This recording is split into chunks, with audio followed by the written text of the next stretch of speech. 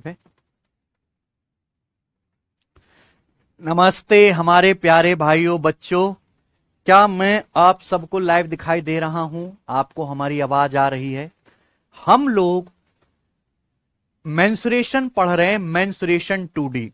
Mensuration 2D में त्रिभुज के एरिया से संबंधित जितने भी सवाल बन सकते हैं हमने सभी सवालों को सॉल्व कर लिया। ठीक है ना? नॉर्मल चतुर्भुज, हीरोन्स फॉर्मूला, समकोण त्रिभुज, समबाहु त्रिभुज, है ना, आइसोसेलेस ट्रायंगल, हर एक तरह के कैलकुलेटिव, नॉर्मल, इजी, मॉडरेट, सब। और अब हम ट्रायंगल खत्म करने के बाद शुरू करने वाले हैं अपना अगला क्वाड्रिलेटरल, हिंदी में चतुर्भुज। ठीक है ना? क्वाड्रिलेटरल के एरिया और पेरीमीटर से रिलेटेड जितने भी सवाल बनते हैं वो सब हम इस शीट में सॉल्व करेंगे। शीट मैंने बना के अपलोड करा दी है। क्वाड्रिलेटरल के लिए मेरे प्यारे दोस्तों मैं आपको 70 के करीब क्वेश्चन सॉल्व कराऊंगा और इसमें सारे टाइप कवर हो जाएंगे अप्रोक्स 70 क्वेश्चंस में। ठीक है ना? क्योंकि इसमें केवल हमें सवाल ही ज्यादा करने, ऐसे कोई कॉन्सेप्ट तो बहुत ज्यादा है नहीं, तो 3 क्लास में हम ये क्वाड्रिलेटरल को पूरा एंड कर लेंगे। ठीक है बच्चों, चलिए शुरू करते हैं। क्वाड्रिलेटरल या हिंदी में चतुर्भुज। क्वाड्रिलेटरल आप समझते हैं? हटा दो केशव। क्वाड्रिलेटरल एक ऐसा मेरे दोस्तों, क्वाड्रिलेटरल एक ऐसी आकृति जो 4 भुजाओं से घिरी होती है। 4 भुजाओं से घिरी हुई बंद आकृति को एक क्वाड्रिलेटरल या हिंदी में हम लोग चतुर्भुज कहते हैं, जिसमें 4 साइड होती हैं, 1 2 3 4, ऐसे 4 कोने होते हैं जैसे आपको दिख रहा है ABCD। 4 ही इसमें एंगल होंगे अंदर की तरफ, है ना? ये एक दूसरा, ये पहला दूसरा, ये तीसरा, ये चौथा, और चारों कोणों का जोड़ 360 डिग्री होता है। 360 डिग्री, ये बातें सभी को पता है। अच्छा, आपको पढ़ना क्या क्या है मैं बता दूं। आपके जो सिलेबस में है वो पढ़ना है स्क्वायर यानी कि वर्ग, आपको पढ़ना है रेक्टेंगल यानी कि आयत, आपको पढ़ना है पैरेललोग्राम हिंदी में समांतर चतुर्भुज, आपको पढ़ना है ट्रेपेजियम, ट्रेपेजियम है ना हिंदी में समलंब चतुर्भुज, आपको पढ़ना है रोम्बस हिंदी में समचतुर्भुज, आपको पढ़ना है काइट, पतंग। ये बच्चों, हालांकि काइट के तो कोई सवाल देखे ही नहीं मैंने पिछले 5-6 साल में किसी भी एग्जाम में, तो किसकी कोई जरूरत नहीं है, ये आपके सिलेबस में है। ठीक है? तो हम सबके कॉन्सेप्ट फॉर्मूला भी जानेंगे और उस पर टाइप वाइज टाइप सवाल भी करेंगे। ठीक है बच्चों, चलिए शुरू करते हैं पहले कॉन्सेप्ट से, क्वाड्रिलेटरल जिसको हिंदी में कहा जाता है चतुर्भुज। ठीक है ना? क्लास लाइव चल रही केशव है?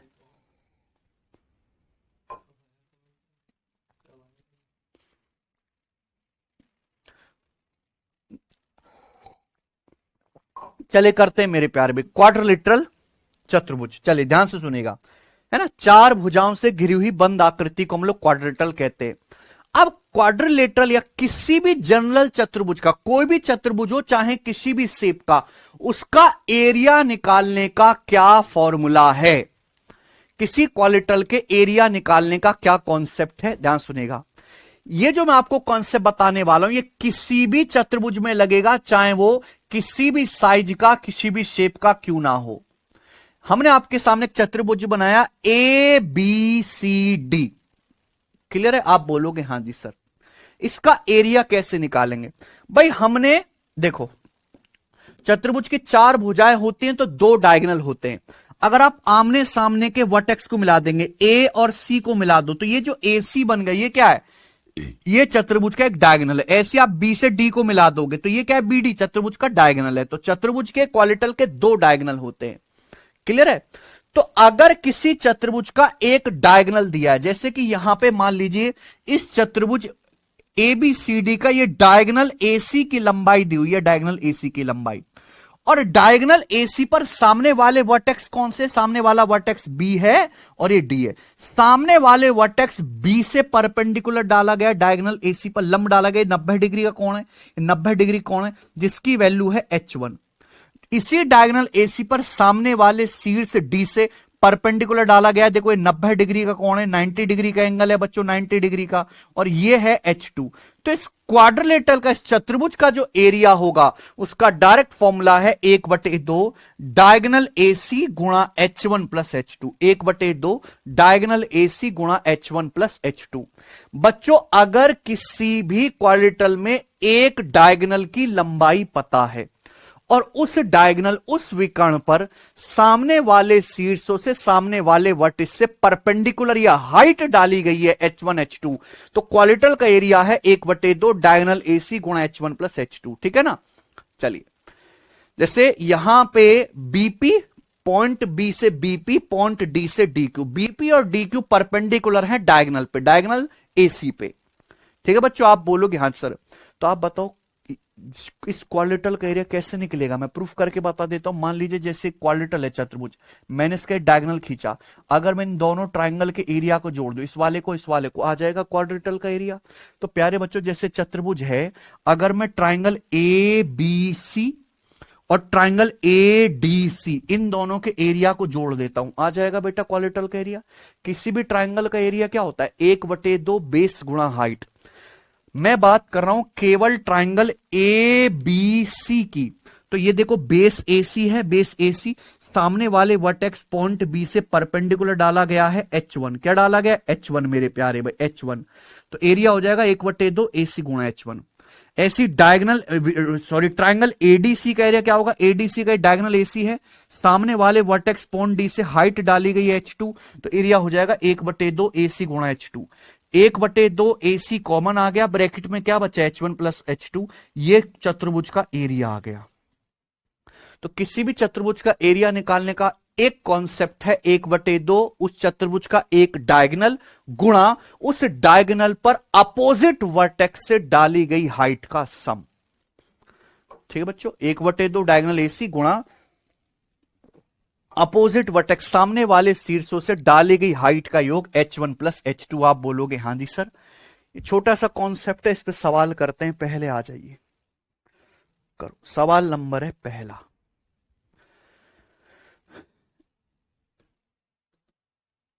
सवाल देखिए मेरे प्यारे भाई, बिल्कुल बेसिक है। ABCD एक क्वाड्रेटल है जिसमें डायगोनल BD 17 है, AL BD पे परपेंडिकुलर है, CM BD पे परपेंडिकुलर है, AL 18 है, CM 20 है। चतुर्भुज का एरिया ज्ञात कीजिए। हालांकि अगर आप एक समझदार बच्चे हैं तो आपको इस सवाल का डायग्राम तक बनाने की जरूरत नहीं है, पर आप अभी नहीं समझ पाएंगे इसलिए मैं चित्र बना दे रहा हूं। मान लीजिए कि जैसे चतुर्भुज है कोई, मान लीजिए प्यारे दोस्तों चतुर्भुज है ABCD, ये क्वाड्रेटल है ABCD, ठीक है। और इस क्वाड्रेटल का डायगोनल है BD 70। इस चतुर्भुज का डायगोनल BD 70 है, सामने वाले वर्टेक्स पॉइंट A से ये हाइट डाली गई है AL, और पॉइंट C से परपेंडिकुलर डाला गया है ये CM, पॉइंट C से परपेंडिकुलर डाला गया है CM। तो यहां पे AL की लंबाई कितनी दी है, AL की लंबाई 18 दी है, ठीक है। CM की लंबाई 20 दी है, और आपसे पूछा है चतुर्भुज का एरिया। क्या जरूरत है सवाल को सॉल्व करने की मेरे भाई, नहीं हो जाएगा। क्वाड्रेटल का एरिया क्या आएगा, 1/2 डायगोनल BD, विकर्ण BD की लंबाई 70 है, और सामने वाले वर्टेक्स से जो परपेंडिकुलर डाला गया है उनकी हाइट का सम 18 प्लस 20 है। तो ये आ जाएगा प्यारे बच्चों 70 गुणा 18 प्लस 20, 38 का आधा 19, तो 19 7 133, 1330। तो इस क्वेश्चन का आंसर 1330 है, ऑप्शन नंबर C सही है। ठीक है,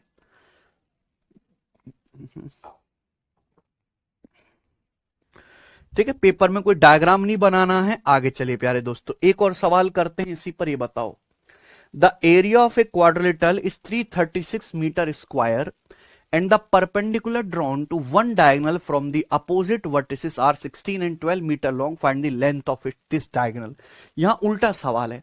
एक चतुर्भुज का एरिया 336 मीटर स्क्वायर है, सम्मुख शीर्षों से एक विकर्ण पर खींचे गए लंब 16 और 12 हैं। एक डायगोनल पर सामने वाले वर्टेक्स से दो परपेंडिकुलर डाले हैं, दो लंब डाले हैं जिनकी लंबाई है 16 और 12। H1 H2 की वैल्यू है। आपसे पूछा उस डायगोनल की लंबाई, विकर्ण की लंबाई क्या है, तो मैंने अभी पढ़ाया किसी भी क्वाड्रेटल या चतुर्भुज का एरिया होता है 1/2।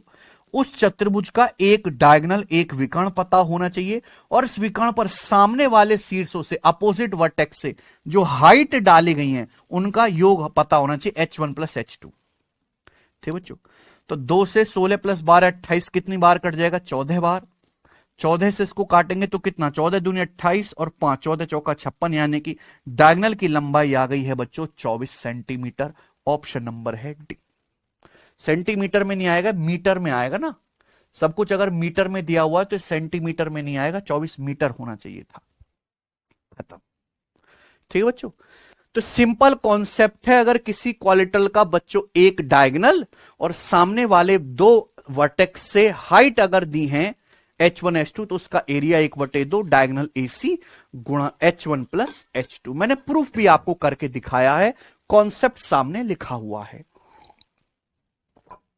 हम लोग प्यारे मित्रों आगे चलते हैं। नेक्स्ट कॉन्सेप्ट, नेक्स्ट कॉन्सेप्ट बहुत इंपॉर्टेंट कॉन्सेप्ट है, कोई सवाल तो मुझे बताने की जरूरत नहीं है, कॉन्सेप्ट ही आप समझ गए तो काफी है मेरे भाई। ध्यान सुनिएगा, आप कोई भी चतुर्भुज बनाइए, मान लीजिए क्वाड्रेटल है ए बी सी डी, ये क्वाड्रेटल है ए बी सी डी।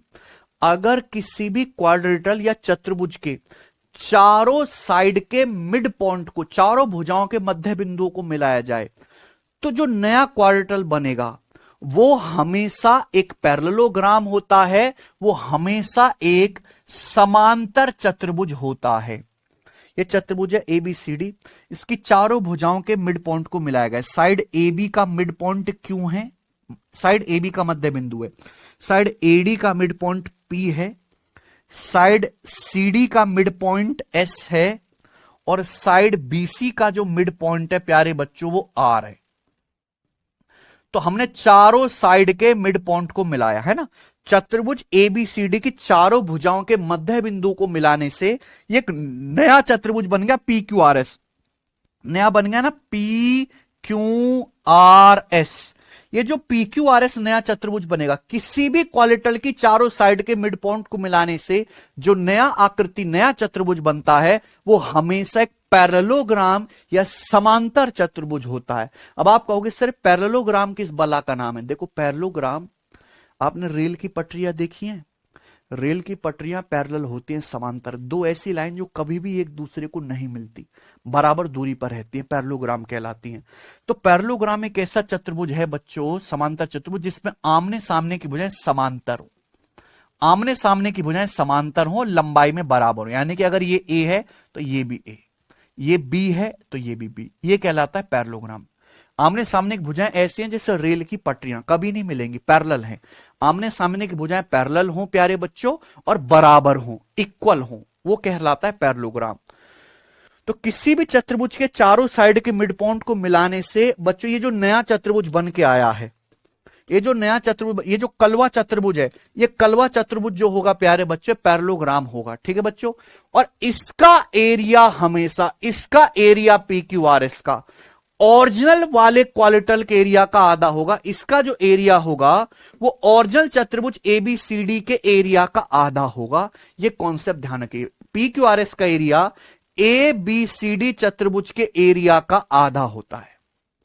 अभी रिसेंट मेंस के पेपर में सवाल आया था सीजल में, जो यानी कि उसमें आ सकता है, एग्जाम में तो कहीं भी आ सकता है, कि एक चतुर्भुज है, उसके चारों भुजाओं के मध्य बिंदु को मिलाया गया है, ओरिजिनल चतुर्भुज का एरिया 48 सेंटीमीटर स्क्वायर है, मिड पॉइंट को मिलाने से नए चतुर्भुज का एरिया क्या होगा? 24। खत्म, इतना सा सवाल भाई साहब। एक कॉन्सेप्ट आपको पता होना चाहिए। ठीक है, अच्छे से समझ में आ गया। दो कॉन्सेप्ट हैं, थ्योरी आपको पता है, कोई भी सवाल आए आप कर लोगे। तो ब्लैक वाले का एरिया ओरिजिनल वाले का आधा है, आगे बात समझते हैं। ठीक है, तो मैंने आपको दो कॉन्सेप्ट समझाए। चलिए अगले सवाल, नेक्स्ट।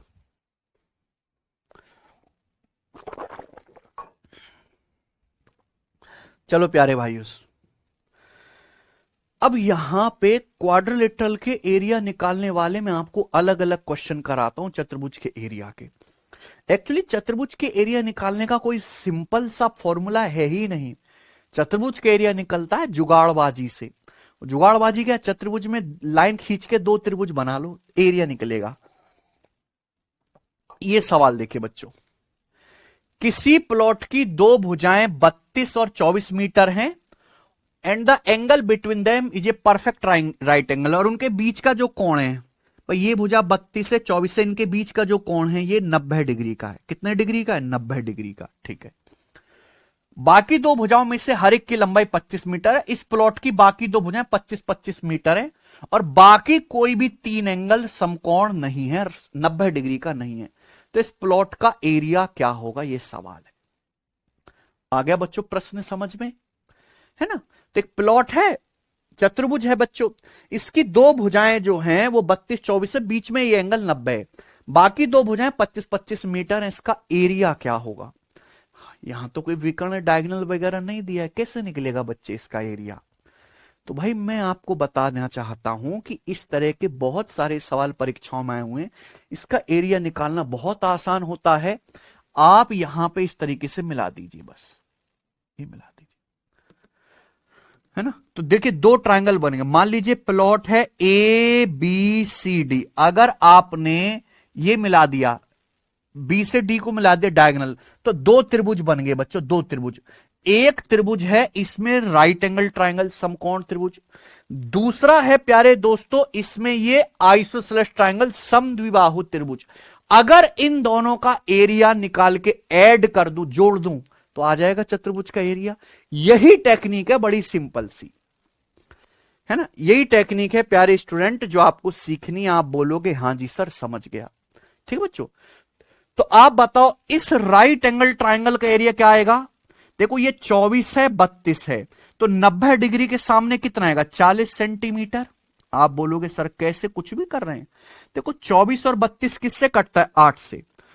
8 से 24 कटेगा 3 बार, 32 कटेगा 4 बार, 3 4 5, पाइथागोरन ट्रिपलेट है 3 4 5। देखो ये 8 गुना है, 8 गुना, 8 से गुना हो रहा है ना बच्चे। 8 तिया 24, 8 चौक 32, 8 पंजे 40, इसका हाइपोटेनस 40 है।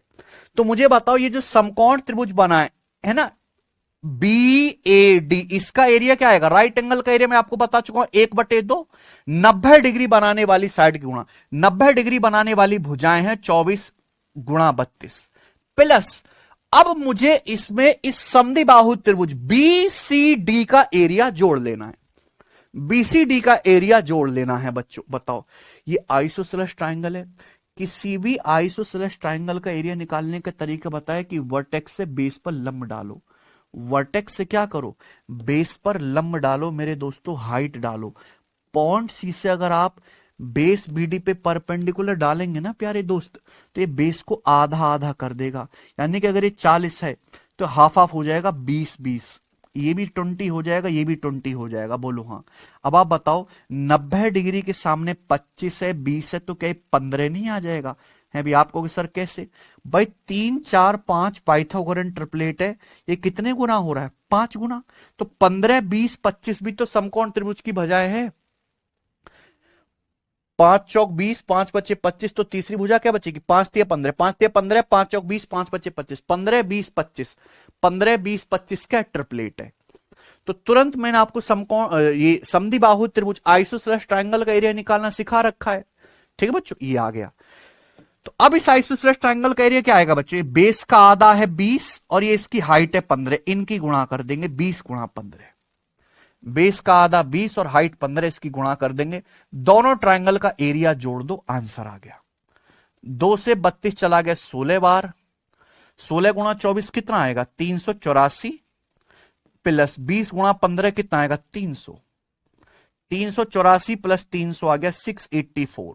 तो प्लॉट का एरिया सब कुछ मीटर में 684 मीटर स्क्वायर। कौन सा ऑप्शन है, डी, डी है ऑप्शन।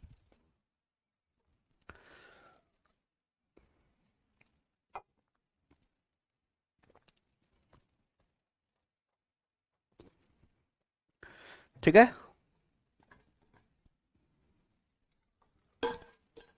बताओ मजा आ गया स्टूडेंट्स। तो ऐसे चतुर्भुज के एरिया निकालने वाले सवालों को सॉल्व करना है, यानी कि बेसिकली ट्रायंगल की हेल्प से। और दो क्वेश्चन मैं आपको कराऊंगा। सवाल नंबर 4, ये जनरल क्वालिटरल है ना, इसकी कोई शेप जो है फिक्स नहीं है। चलो सवाल नंबर 4 ये बताइए, चतुर्भुज ABCD में AB 17, BC 8, CD 9, AD 12, AC 15, अरे बाप रे इतना सब कुछ दिया है। इस चतुर्भुज का एरिया क्या है। AB की लंबाई 17 है, BC की 8 है, AC 15 है, सी डी 9 है अभी। बताइए बच्चों, A B B C C D A D तो साइड है। अच्छा, ए सी कोई साइड नहीं होती। चतुर्भुज की साइड क्या होती है मेरे प्यारे भाई? A B B C C D A D. ये देखो चतुर्भुज की साइड होती है A B B C C D A D. ये जो ए सी दिया है बेसिकली ये क्या है? ए सी डायगनल है, डायगनल। और ये डायगनल बनेगा बी ए सी में, बी सी और ए सी में। डायगनल ए सी है ना, ए सी डायगनल है प्यारे बच्चों। बताओ ये ए बी और बी सी में बनेगा, सॉरी। बहुत बढ़िया बच्चे, गजब का है। देखते हैं कैसे इसका चित्र बना पाओगे। इसका चित्र बनाना भी अपने आप में जो है एक मुश्किल काम है। ठीक है, आप चतुर्भुज बनाइए प्यारे दोस्तों। यहां पर चतुर्भुज बनाना है आपको। भुजा बीसी 8 है, ठीक है। और ये रहा, पहले हम यहां पे खींच लेते हैं 9 12 15। ये देखिए,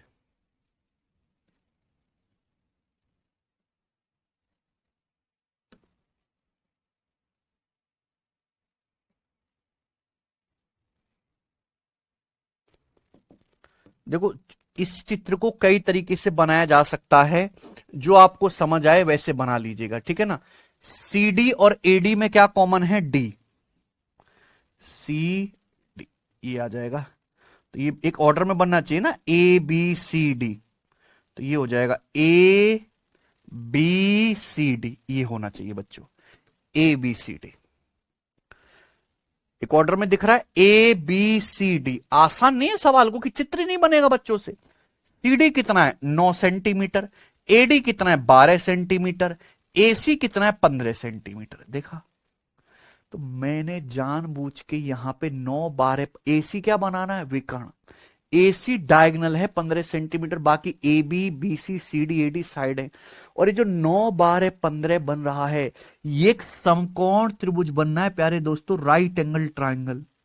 पता है ना भाई, 3 4 5 एक ट्रिपलेट है। किसी ट्रिपलेट को किसी नंबर से गुणा करने पर भी वो ट्रिपलेट रहता है। अगर इस पूरी भुजा को 3 से गुणा करेंगे, 3 तिया 9, 3 चौक 12, 3 पंजे 15, अभी भी ट्रिपलेट है 9 12 15। तो ये समकोण त्रिभुज बन गया। ठीक है, अब यहां पे दिया हुआ है कि ए बी 17 सेंटीमीटर, ठीक है। ए बी की लंबाई 17 है। उसके बाद दिया हुआ है बीसी 8, बीसी की लंबाई 8 है। ठीक है बच्चों, क्या आपको यह भी समकोण त्रिभुज नहीं दिखाई दे रहा? A B C 8 15 17 Pythagorean triplet right angle triangle होता है कि नहीं? ये बेसिकली दो राइट एंगल ट्राइंगल को मिला दिया गया। 8 15 17 में सबसे बड़ी भुजा 17 है, और 17 के सामने वाला ये जो एंगल होगा ये 90 डिग्री का होगा, राइट एंगल। 8 15 17 में 90 डिग्री के सामने ये राइट एंगल होगा। 17 जो है हाइपोटेन्यूस होता है, 8 15 17 में लार्जेस्ट साइड 17 है, समकोण त्रिभुज है। तो बेसिकली यहां पे दो समकोण त्रिभुज को मिला दिया गया है और चतुर्भुज बना दिया एबीसीडी। तो इसका एरिया क्या आएगा भाई? दोनों ट्राइंगल के एरिया को जोड़ दो। किसी भी राइट एंगल का एरिया होता है, क्वालिटल एबीसीडी का एरिया निकालना है ना, 1/2 90 डिग्री बनाने वाली साइड की गुणा। ये साइड 9 है, ये 12 है। 12 में 108 का आधा 54। अब उसके बाद चतुर्भुज ए बी सी का एरिया निकालना है, 1/2 90 डिग्री बनाने वाली साइड को। 90 डिग्री बनाने वाली साइड ये 8 है, ये 15 है। ठीक है बच्चों, तो 12 में 108/2 54, 15 120/2 60। 54 और 60 कितना आ जाएगा भैया? 54 और 60 आ जाएगा 114। 114 सवाल का आंसर है बी ऑप्शन, सेंटीमीटर स्क्वायर। जिस बच्चे को ट्रिपलेट की अच्छी समझ है वो पहचान पा रहा है कि भाई 9 12 15 ट्रिपलेट है, वही सवाल को जल्दी से कर पाएगा, वरना आधी दुनिया तो चित्र बनाने में रह जाएगी। आपको देखते ही समझ जाना चाहिए कि यहां पे दो समकोण त्रिभुज को इस तरीके से मिला के रख दी।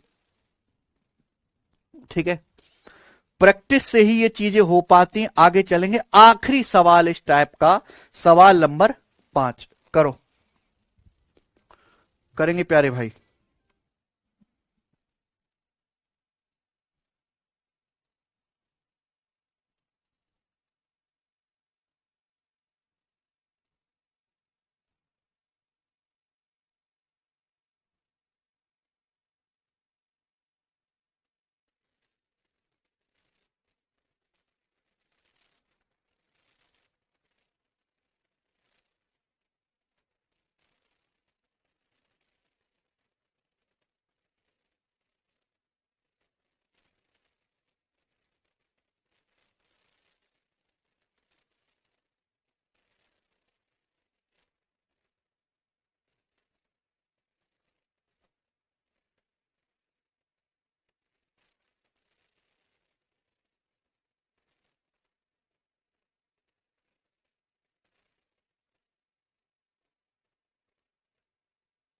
करीब बच्चों।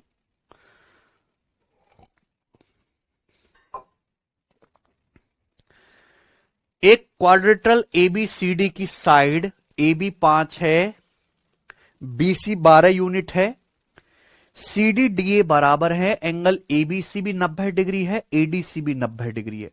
इस चतुर्भुज का एरिया क्या है? ठीक है, तो हमें सबसे पहले एक चतुर्भुज बनाया जिसमें AB 5 BC 12 इस तरीके से, और इनके बीच का कोण, साइड AB BC के बीच का कोण ABC बनेगा ना, ABC ये 90 डिग्री का होना चाहिए।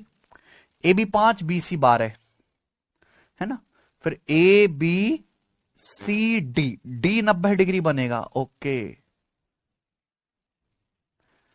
अच्छा ऐसे बनाना है ABCD। चलो देख लेते हैं जैसे भी बनता है उससे क्या फर्क पड़ेगा। तो ये चतुर्भुज है प्यारे दोस्तों, मैंने इस तरीके से बना लिया। अभी A B C D। अच्छा थोड़ा सा ऐसा टेढ़ा करके बनाते हैं तो ठीक रहेगा।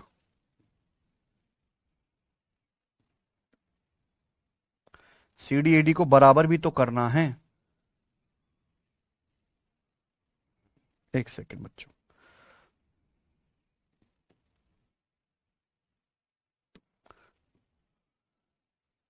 चित्र बनाना भी, अब देखो अब बनेगा ये मस्त, समझ में आ रहा है ना। चतुर्भुज ABCD में दो भुजाएं AB और BC। अब मैंने इसी तरीके से दिमाग में रख के चित्र बनाया कि AB छोटी होनी चाहिए, BC बड़ी, तो AB मैंने छोटी बनाई है 5, BC बनाई है बड़ी 12। अब आप ये बड़ी ये छोटी कर दो तो चित्र आपको दिखेगा ही नहीं। अब देखते हुए समझ गया कि यहां पे एंगल ABC 90 डिग्री का है, तो भुजा AB और BC के बीच में ये वाला एंगल 90 डिग्री बनाना है।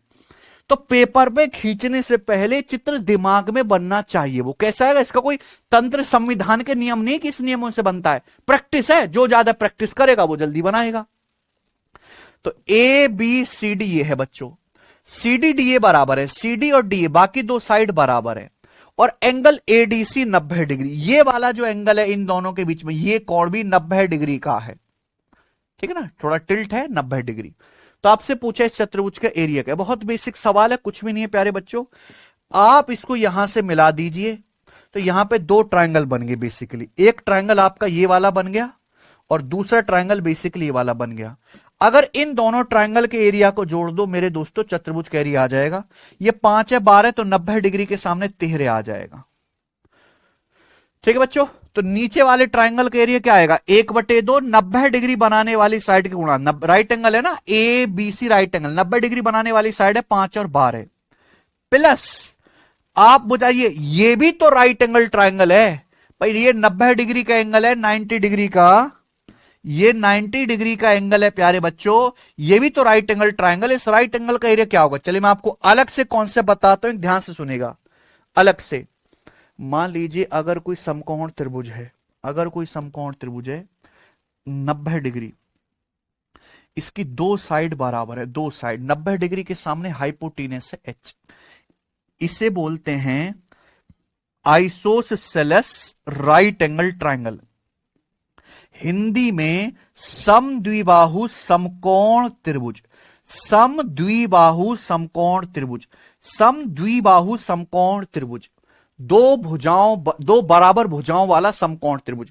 तो इसका जो एरिया होगा, इसका जो एरिया होगा लिख लो और याद कर लेना, है ना, इसका एरिया का फॉर्मूला है H²/4। क्या फॉर्मूला है बच्चों, H²/4, H²/4 सीधा, अगर हाइपोटेनस दिया है सीधा H²/4, H²/4 ये हो जाएगा। तो यहां पे ये जो है इसका एरिया तो पता चल गया 5 12 और 90 डिग्री सामने के 13, 1/2 90 डिग्री बनाने वाली साइड के गुणा, इस वाले त्रिभुज का एरिया कहेगा, ये भी समकोण त्रिभुज है, ये 90 डिग्री का एंगल है, आप बोलोगे हाँ जी सर, और 90 डिग्री बनाने वाली दोनों भुजाएं बराबर हैं, यानी कि आइसोसेलेस राइट एंगल ट्रायंगल है, समद्विबाहु समकोण त्रिभुज, एक कोण 90 डिग्री का, 90 डिग्री बनाने वाली दोनों भुजाएं बराबर, 90 डिग्री के सामने हाइपोटेनस क्या 13, ये जो डायगोनल AC है बच्चों, ये राइट एंगल ट्रायंगल ADC का हाइपोटेनस है 13, तो इसका एरिया हो जाएगा H²/4, 13 का स्क्वायर बटे 4, ये आ गया। तो 12 पंजे 60/2 30, 13 का स्क्वायर 169 को अगर आप 4 से भाग दोगे तो 4 चौक 16, 4 दूनी 8, 1/4 0.25। 30 में 42.25 जोड़ेंगे तो 72.25 इस सवाल का आंसर है। एरिया ये आएगा डी ऑप्शन, सेंटीमीटर स्क्वायर, ये आंसर है।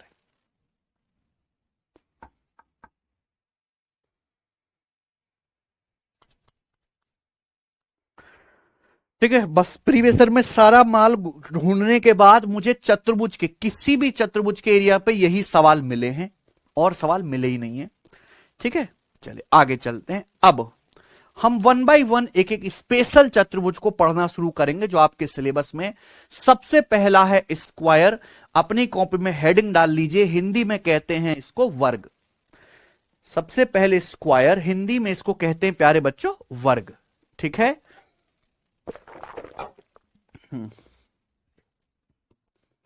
जी, स्क्वायर या वर्ग।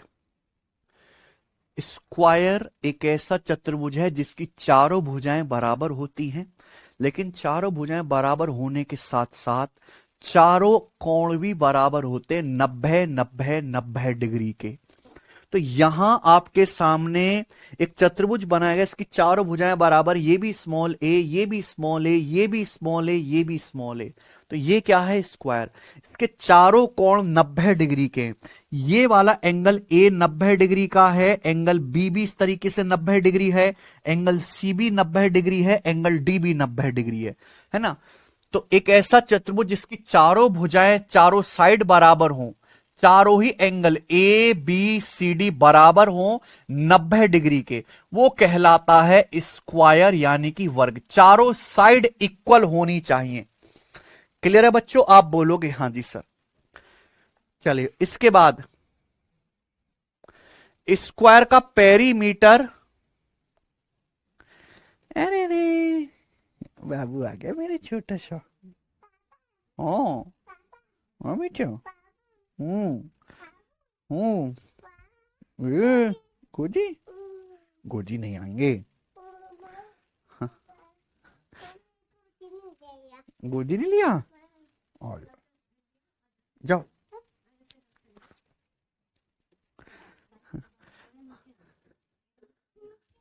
अभी आ रहा हूं बाबू। देखो, किसी स्क्वायर का पेरीमीटर जो परिमाप होता है वो होता है चारों भुजाओं का योग। अगर किसी स्क्वायर की साइड ए है तो उसका पेरीमीटर क्या होता है। अगर किसी वर्ग की भुजा ए है तो उसका पेरीमीटर या हिंदी में परिमाप होता है चारों भुजाओं का योग। ए प्लस ए प्लस ए प्लस ए 4 है, तो स्क्वायर का पेरीमीटर होता है 4a। अगली बात, स्क्वायर का एरिया जो होता है, क्षेत्रफल, वो होता है भुजा का वर्ग, साइड का स्क्वायर। स्क्वायर का एरिया होता है साइड का स्क्वायर। क्लियर है, आप बोलोगे हां जी सर बिल्कुल सही, कोई प्रॉब्लम नहीं, साइड का स्क्वायर। दूसरा मेरे भाई, अगर किसी स्क्वायर का डायगोनल दिया हुआ, डायगोनल आप समझते हैं, स्क्वायर में दो डायगोनल होते हैं, सामने वाले वर्टेक्स को आप मिला दीजिए, ये है डायगोनल AC है भी, और ये दूसरा डायगोनल है BD। दोनों डायगोनल यहां काटते हैं पॉइंटों पर। तो स्क्वायर में सबसे खास बात है कि दोनों डायगोनल की लंबाई बराबर होती है, AC और BD की लंबाई बराबर होती है। ठीक है, और क्या होती है स्क्वायर के विकर्णों की लंबाई, √2a, √2a। आप बोलोगे सर कैसे आएगा। देखो बच्चों, अगर आप स्क्वायर को ध्यान से देखें तो उसमें ये जो है, जब आप डायगोनल खींचते हो, डायगोनल AC खींच रहे हो मान लो, तो ये क्या बन गया बच्चों, राइट एंगल ट्राइंगल बन गया ना समकोण त्रिभुज। इसमें ये वाला एंगल क्या है, 90 डिग्री का है। ये भुजा भी A है, ये भी A है, तो 90 डिग्री के सामने पाइथागोरस से √a² plus a², 2a², 2a² का √2a, तो √2a क्या बन गया बेटे, डायगोनल आ गया। तो स्क्वायर के दोनों विकर्णों की लंबाई आपस में बराबर होती है, दोनों छोटे बड़े नहीं होते। स्क्वायर के दोनों विकर्ण बराबर होंगे, √2a, डायगोनल AC बराबर BD। हां, अगर किसी स्क्वायर का डायगोनल दिया हुआ है, डायगोनल, तो उसका एरिया डायरेक्ट निकाला जा सकता है D²/2। स्क्वायर का एरिया निकालने का फॉर्मूला है D²/2, D²/2। किसी वर्ग का अगर विकर्ण दिया हुआ है तो उसका क्षेत्रफल सीधे आ जाएगा D²/2। कैसे भाई, डायगोनल क्या होता है, डायगोनल जो होता है स्क्वायर का डायगोनल, वो होता है √2a। √2a का स्क्वायर आएगा 2a², 2a² का आधा a² के ही बराबर है कि नहीं है। आप बोलोगे हां जी सर। ठीक है बच्चों। दूसरा, जब भी आप स्क्वायर का डायगोनल खींचते तो ये एंगल आधा आधा हो जाता, 45 डिग्री का। ये 90 है ना, तो हाफ हाफ हो जाएगा, ये भी 45 डिग्री होगा, ये भी 45 डिग्री होगा। ऐसे ही ये एंगल भी 45 डिग्री होगा, ये भी 45 डिग्री होगा, है ना। ये आधे आधे होंगे 45 डिग्री के। चौथी बात कि जब आप यहां पे वर्ग के डायगोनल खींचते हो तो दोनों डायगोनल पॉइंट ओ पे काट रहे हैं, तो आधा आधा होगा डायगोनल भी, यानी कि जो एओ की लंबाई है वही सीओ की लंबाई है, वही बीओ की लंबाई है, वही ओडी की लंबाई है। एओ, सीओ, बीओ, डीओ चारों बराबर होता है आपस में, ठीक है। तो सब कुछ आपके सामने यहां पर कॉन्सेप्ट लिखा हुआ है, देख सकते हो, ठीक है। हालांकि आपके पेपर में जो है मेंसुरेशन में केवल यही बातें पता होनी चाहिए, पेरीमीटर, एरिया, डायगोनल, ठीक है। चलो, ये भी कॉन्सेप्ट बताऊंगा मैं आपको थोड़ी देर में। उससे पहले सवाल नंबर 6 बनाओ, करिए। किसी वर्ग का परिमाप 336 मीटर है, बताओ इसका एरिया क्या होगा। किसी स्क्वायर का पेरीमीटर 336 है, इसका क्षेत्रफल देखो। किसी स्क्वायर का परिमाप होता है भुजा का 4 गुना। अगर स्क्वायर की भुजा ए है तो पेरीमीटर होगा 4 है। ये 336 दिया तो स्क्वायर की साइड कितनी आएगी, 336 को 4 से भाग करेंगे, 4 अट्ठे 32, 4 चौक 16, 84 मीटर, 84 आएगा। स्क्वायर का एरिया क्या आएगा, स्क्वायर का क्षेत्रफल आएगा भुजा का वर्ग 84 का स्क्वायर। बताओ 84 का स्क्वायर क्या आएगा, ये 4 है ना, 4 का स्क्वायर 16, एंड में 6 आएगा, ये आंसर नहीं है। और 84 का बेस है 100, 100 से 84 16 कम है, तो 16 का वर्ग 256, एंड में 56 आएगा, ये आंसर है, ये नहीं है। 84 में 7 आता है, 7 आंसर 7 से कटने वाला होगा, ये नंबर 7 से नहीं कटता, 7000 प्लस 36, ये 7 से कट रहा है, ये आंसर है ना। तो आपको कैलकुलेशन नहीं करनी मेरे भाई, ऑप्शन से देखना है। किसी स्क्वायर का डायगोनल 18.4 सेंटीमीटर है तो उसका एरिया बताइए। बहुत से बच्चों की ब्लंडर क्या है कि किसी वर्ग का डायगोनल दिया होता है, पागलों की तरह उसकी भुजा निकालने लगते हैं साइड। अगर किसी स्क्वायर का डायगोनल दिया हुआ है विकर्ण 18.4 सेंटीमीटर, तो उसका एरिया डायरेक्ट निकाला जा सकता है डी स्क्वायर बटे 2, है ना। स्क्वायर का एरिया क्या आएगा, डी स्क्वायर बटे 2, है कि नहीं केशव। तो बताओ, ये आ जाएगा। अब पूरी कैलकुलेशन की जरूरत है नहीं मेरे को, तो ऑप्शन ही बहुत दूर दूर दिख रहे हैं, नहीं दिख रहे ऑप्शन दूर दूर।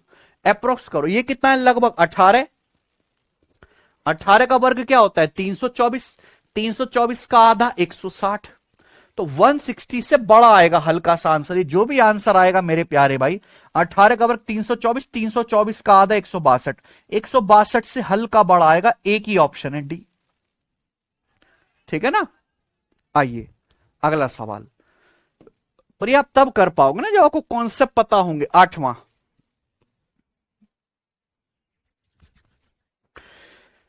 एक वर्गाकार मैदान का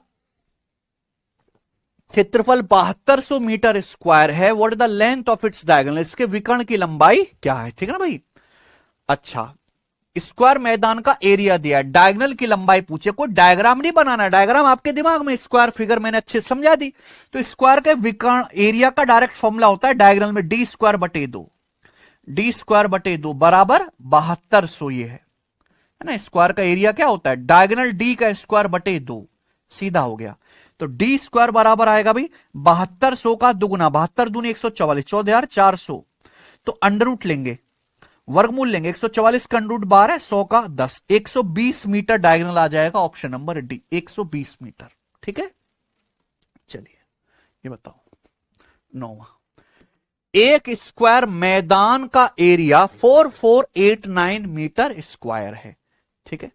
तो आपसे पूछा है इस फील्ड का पेरीमीटर बताओ, सेंटीमीटर गलत है, मीटर में ही आएगा ये, एरिया मीटर में है तो हाँ। किसी स्क्वायर मैदान का एरिया 4489 है तो इसका पेरीमीटर बताओ। देखो पेरीमीटर क्या होता है, पेरीमीटर होता है भुजा का 4 गुना, तो आंसर भी 4 का मल्टीपल आएगा, ये तो नहीं है, ठीक है। देखो स्क्वायर का एरिया होता है भुजा का वर्ग, ये दिया है 4489। तो अगर मुझे स्क्वायर की साइड निकालनी है भुजा, तो 4489 का क्या लेना है, अंडर रूट। बताओ क्या आएगा 4489 का अंडर रूट।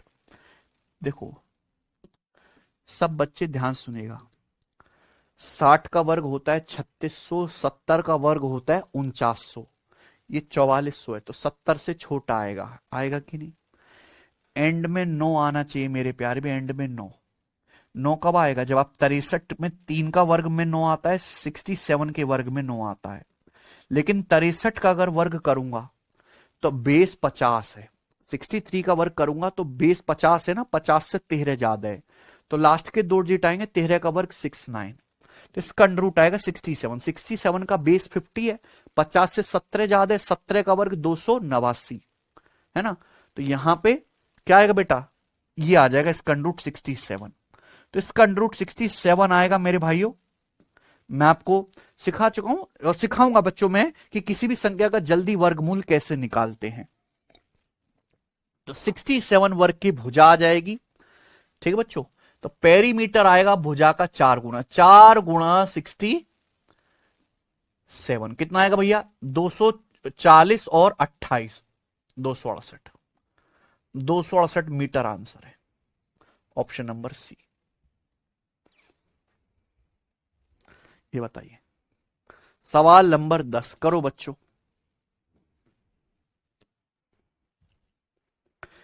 एक वर्ग का क्षेत्रफल 2401 एक्स की power 4 plus 196 x square plus 4 है, तो बताओ उस वर्ग की भुजा की लंबाई कितनी है।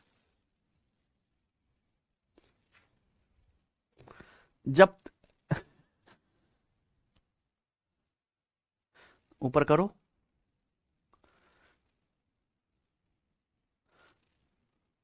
सर मोस्ट इंपॉर्टेंट क्वेश्चन कब से बताइएगा। कुमकुम ये बैच मोस्ट पढ़ने के लिए नहीं है, केवल उसके लिए आप यूट्यूब पे भटक, ये बैच आपके सिलेबस में जो भी है, जितना भी टाइप है, सब कुछ कंप्लीट पढ़ने के लिए। यहां कोई क्रैश कोर्स नहीं चल रहा है आपका, समझ में आया ना।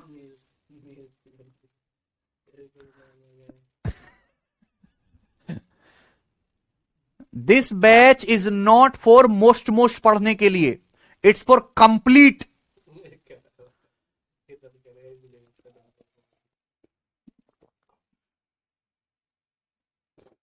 ठीक है, चलो।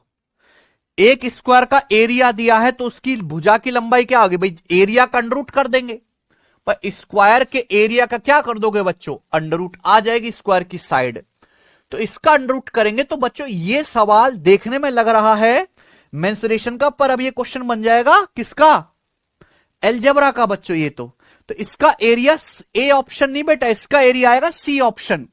भाई सब बच्चों को पता है कि A square plus B square plus 2ab क्या होता है, A square plus B square plus 2ab, ये जानते हो ना अलजेब्रा में, ये फॉर्मूला होता है ए प्लस बी के स्क्वायर का। क्या आपको दिख नहीं रहा, ये वही फॉर्मेट है। अगर आपको 50 तक वर्ग याद होते तो आपको पता लग जाता 2401 जो है 49 का वर्ग है, 49, 49 का वर्ग, एक्स की पावर 4 एक्स स्क्वायर का होल स्क्वायर है ना। ये 4 क्या है, 4 है 2 का वर्ग, 2 का वर्ग, ये 196 एक्स स्क्वायर क्या है, A square plus B square plus 2ab plus 2ab, 2 गुणा 49 एक्स स्क्वायर गुणा गुणा 2, ठीक है, प्लस 4 है 2 का वर्ग। तो आपको क्या दिख नहीं रहा कि ये A square plus B square plus 2ab format बनना है भाई, ये ए है और ये आपका बी है, A square plus B square plus 2ab, A की जगह 49 एक्स स्क्वायर है, बी की जगह 2 है, तो इसका जो अंडर रूट आएगा वो 49 एक्स स्क्वायर प्लस 2 आएगा। ये मैंने आपको सॉल्व करके दिखा दिया। भाई ऑप्शन से भी कर सकते थे कि जब मैं इसका अंडर रूट लूंगा हर जगह प्लस है तो माइनस तो आएगा नहीं, ये 3 टर्म अंडर रूट लेके 3 टर्म आएंगे नहीं, 2 ही टर्म आएंगे। ये 2401 49 का वर्ग होता है, 59 आएगा ही नहीं, ये एक ही आंसर हो सकता था, इसका स्क्वायर करने पर ये आ रहा है। ठीक है, चलो 11वां सवाल बताओ। बहुत अच्छा सवाल है मेरे भाई, आप ही के पेपर का पूछा, जल्दी से करो फटाफट। 2 क्वेश्चन कराऊंगा, ऐसी सवाल तो आते हैं पेपर में। एक वर्गाकार मैदान का क्षेत्रफल 24,200 वर्ग मीटर है। 6.6 किलोमीटर पर आवर की स्पीड से एक महिला को खेत को विकर्ण रूप से पार करने में कितना समय लगेगा? At the rate of 6.6 kilometre per hour how much time will a lady take to cross the field diagonally? मान लीजिए खेत है, ये स्क्वायर शेप का खेत है, एक लेडी जो है इस खेत को पार करना चाहती ऐसे डायगनली ऐसे, तो इसको पार करने में लेडी को कितना टाइम लगेगा? तो पूरी दुनिया को पता है कि टाइम बराबर होता है डिस्टेंस बटे स्पीड, समय बराबर दूरी बटे चाल। चाल आपको दी हुई है लेडी की, आपको क्या निकालनी है? डिस्टेंस, यानी कि डायगनल की लंबाई निकालनी है। समय बराबर दूरी बटे चाल, तो आपको इस डायगनल की लंबाई दी है, जबकि प्रश्न में दिया क्या है? वर्गाकार जो मैदान है, जो स्क्वायर खेत है, इसका एरिया दिया है। अब एरिया दिया तो क्या आप डायगनल नहीं निकाल सकते? अभी स्क्वायर का एरिया होता है डायगनल का स्क्वायर बटे 2 बराबर 24,200। ठीक है बच्चों, तो 24,200 का दुगुना कितना आएगा? डायगनल का स्क्वायर आएगा मेरे प्यारे भाई 48400। अब अंडर रूट लेंगे मेरे भाई, तो स्क्वायर का डायगनल आएगा 484, 22 का वर्ग है 220 मीटर, है ना। तो यहां पे आपसे पूछा कितना समय लगेगा, आंसर पूछा है मिनट में। ठीक है, तो स्क्वायर का डायगोनल है 220 मीटर, स्पीड है किलोमीटर पर आवर में। तो बेटा एक काम करो, आपको कॉन्सेप्ट में बता देता हूं, किलोमीटर पर आवर को मीटर पर सेकंड में अगर बदलना है तो 5/18 से गुणा करनी पड़ती है। 5/18 मीटर पर सेकंड। देखो अगर डायगोनल की लंबाई मीटर में है तो आप स्पीड को किलोमीटर पर आवर में नहीं लिखोगे, स्पीड भी मीटर प्रति सेकंड में होनी चाहिए। अगर डिस्टेंस मीटर में है विकर्ण की लंबाई, तो स्पीड भी मीटर प्रति सेकंड में होनी चाहिए। अब जैसे यहां पे किलोमीटर पर आवर में दिया है स्पीड को, इसको मीटर पर सेकंड में बदलने के लिए किलोमीटर पर आवर को 5/18 से गुणा कर देंगे, तो स्पीड मीटर पर सेकंड में बदलेगी, सीधा आंसर आएगा सेकंड में। अब सीधा सेकंड में आंसर आएगा। बताओ, करो कैलकुलेशन। 6.6 गुणा 5 33 आ गया। 33 111 से काटेंगे, 11 दूनी 22 और 11 तिया 33, 3 से 18 6 बार, ये ऊपर जाएगा मेरे प्यारे में 20 छिक्का 120 सेकंड, तो 120 सेकंड आ गया। 1 मिनट में 60 सेकंड होते हैं, तो 120 सेकंड का मतलब 2 मिनट का टाइम लगेगा, 2 मिनट लगेगा। ऑप्शन नंबर बी करेक्ट है। ठीक है ना बच्चों, मुझे लगता है सब बच्चों को मेरी बात समझ में आई है। चलिए ये बताओ बच्चों, सवाल नंबर है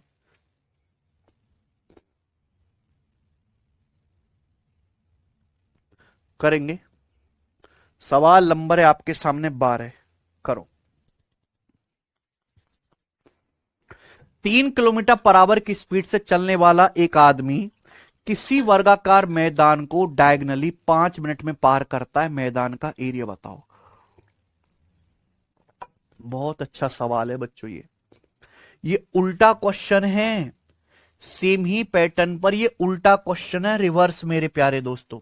जैसे मान लीजिए कि एक वर्गाकार मैदान है, अब कोई आदमी 3 किलोमीटर पर आवर की स्पीड से इस मैदान को विकर्णतः मतलब आदमी पार करता है मैदान को ऐसे डायगोनल की दिशा में, आदमी ऐसे चल के पार करता है ए से बी तक, और आदमी को पार करने में समय लगता है डायगोनली 5 मिनट। मैदान का एरिया क्या है?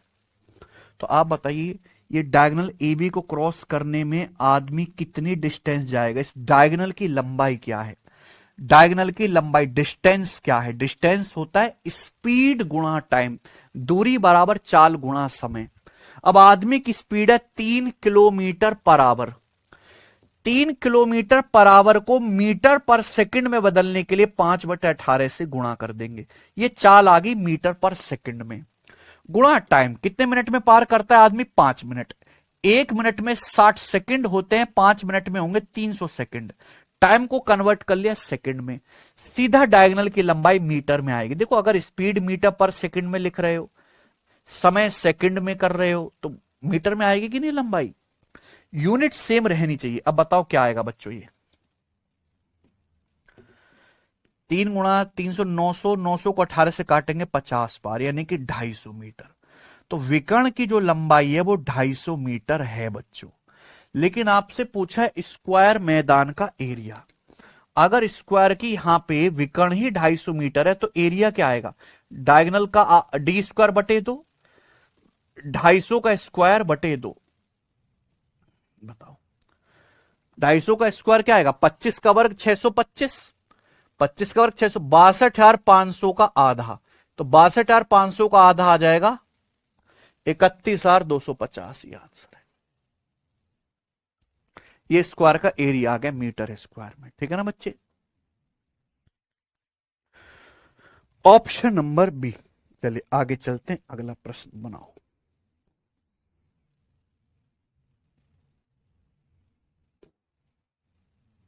करिए सवाल नंबर 13।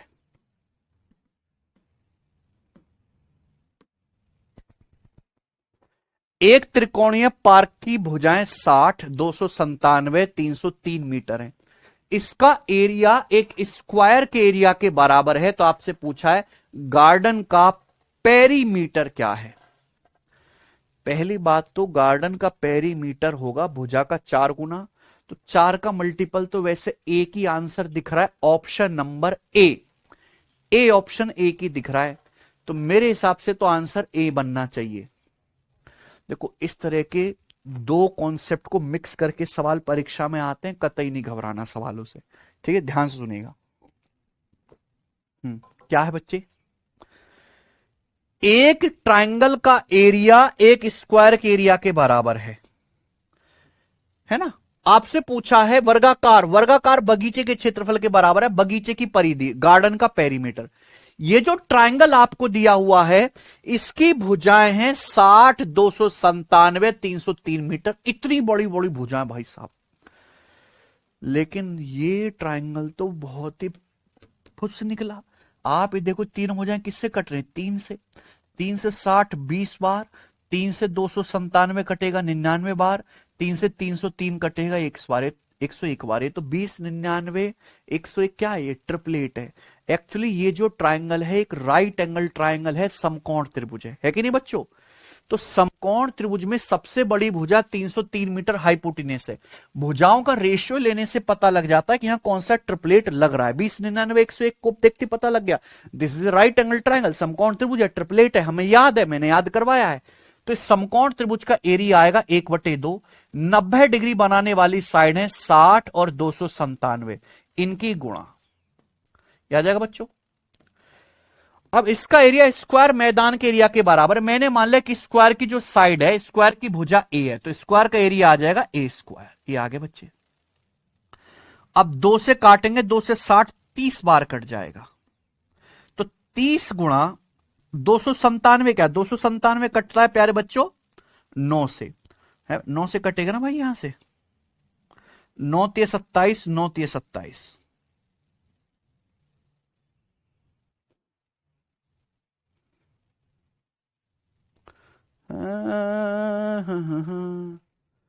ये ना 1/2 60 गुणा 297, 2 से 60 30 बार कट जाएगा, 9 गुणा 33। ठीक है बच्चों? 297 एक्चुअली 9 से ही कट रहा है, 297 तो 9 से ही कट गया ना। 9 से काटेंगे तो 9 × 27, 9 × 7, 9 से कट गया। ठीक है चलो कोई दिक्कत नहीं। अब अंडर रूट लेते हैं। अंडर रूट लो प्यारे बच्चे। ये जो 9 है 9 का अंडर रूट 3 आ जाएगा। अब 30 गुणा 33 हो गया 990, 30 गुणा 33 हो गया 990। 990 का मतलब 9 गुणा 110। इसका भी अंडर रूट लेंगे, 9 गुणा 110 हो गया ना, इसका भी अंडर रूट लेंगे तो 9 का अंडर रूट 3 आ जाएगा, 110 का रूट 110। ये आ गया, ये आ गया ना। तो स्क्वायर की साइड आ गई 9 रूट 110। यहां पे वर्ग की भुजा 9 रूट 110 मीटर आ गई। देखो आ गया ना वही आंसर। तो पेरीमीटर क्या आएगा? भुजा का 4 गुना, 9 रूट 110 का 4 गुना 36 रूट 110। 9 रूट 110 का 4 गुना 36 रूट 110 आ गया। चलिए आगे चलते हैं, बताएंगे। ठीक है, करो सवाल नंबर 14।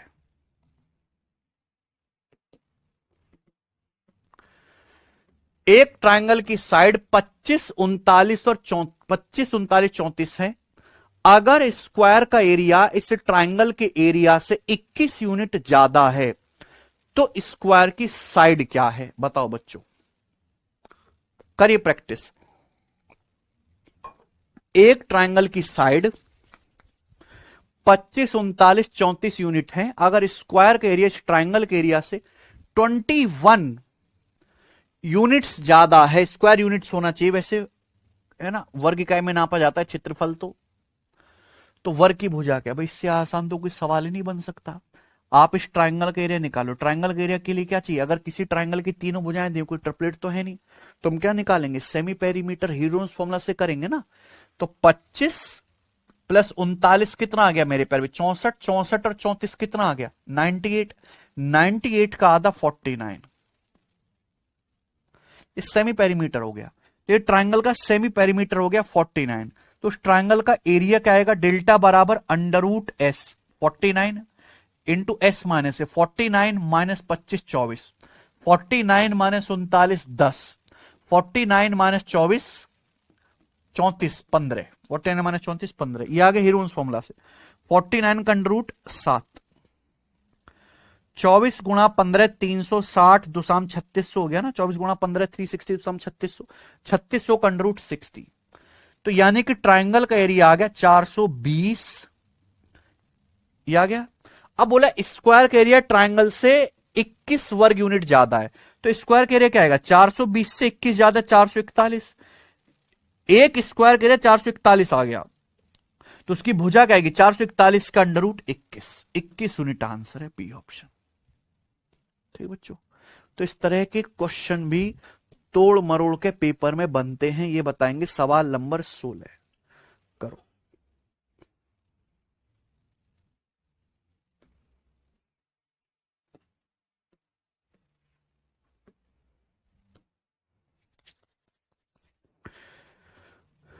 एक स्क्वायर का डायगोनल 8√2 सेंटीमीटर है। एक दूसरे ऐसे स्क्वायर का डायगोनल बताओ जिसका एरिया पहले स्क्वायर का 3 गुना है। गजब सवाल है, और मैं आपको गजब की टेक्निक बताऊंगा इस सवाल को करने की।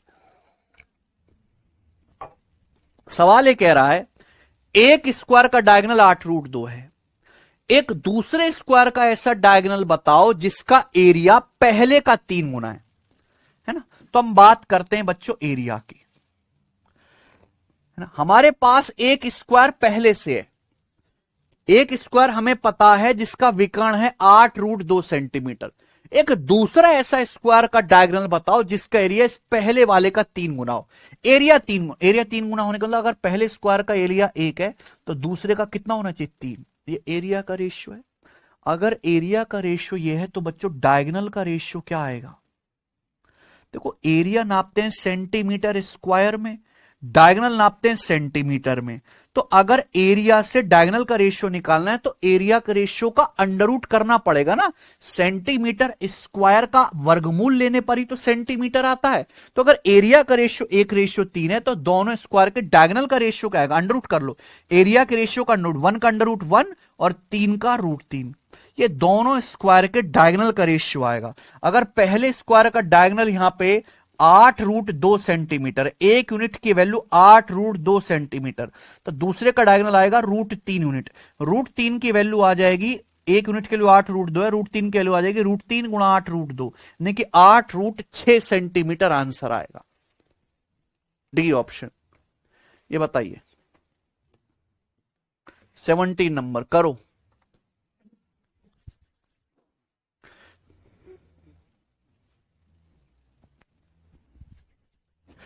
एक ट्रायंगल का एरिया एक ऐसे स्क्वायर के पेरीमीटर के बराबर है जिसका डायगोनल, एक ट्रायंगल का बेस, एक त्रिभुज का आधार एक ऐसे स्क्वायर के पेरीमीटर के बराबर है जिसका डायगोनल 7√2 है, और इस ट्रायंगल की हाइट एक ऐसे स्क्वायर की साइड के बराबर है जिसका एरिया 169 सेंटीमीटर स्क्वायर है। इस ट्रायंगल का एरिया सेंटीमीटर स्क्वायर में बताइए। All these our previous questions, only latest. देखो बच्चों प्यारे भाई, जबरदस्ती सवाल बनाना किसे कहते हैं? इसे एक ट्रायंगल का एरिया बताना है, ट्रायंगल के बेस और हाइट के बारे में बात कर रहा है। किसी भी ट्रायंगल का एरिया होता है 1/2 बेस गुणा हाइट, ये होता है। सवाल में कह रहा है उस ट्रायंगल का एरिया क्या होगा जिस ट्रायंगल का बेस एक ऐसे स्क्वायर का पेरीमीटर है जिसका डायगोनल 7√2 है। अब बताओ, किसी स्क्वायर का डायगोनल जो होता है वो होता है भुजा का √2 गुना। अगर किसी स्क्वायर का डायगोनल 7√2 है तो इसका मतलब उस स्क्वायर की साइड 7 है। अगर किसी स्क्वायर की साइड 7 है तो स्क्वायर का पेरीमीटर होगा 28। स्क्वायर का पेरीमीटर 7 का 4 गुना 28 होगा, यानी कि ट्रायंगल का बेस 28 है। और ट्रायंगल की हाइट एक ऐसे स्क्वायर की साइड के बराबर है जिसका एरिया 116 है। ट्रायंगल की जो हाइट है, इस बेस के ऊपर जो ट्रायंगल की हाइट है प्यारे दोस्तों, उसकी वैल्यू एक ऐसे स्क्वायर का भुजा है जिसका एरिया 169 है। अगर किसी स्क्वायर का एरिया 169 है तो उस स्क्वायर की साइड कितनी होगी? 13। तो ट्रायंगल की हाइट 13 के बराबर है।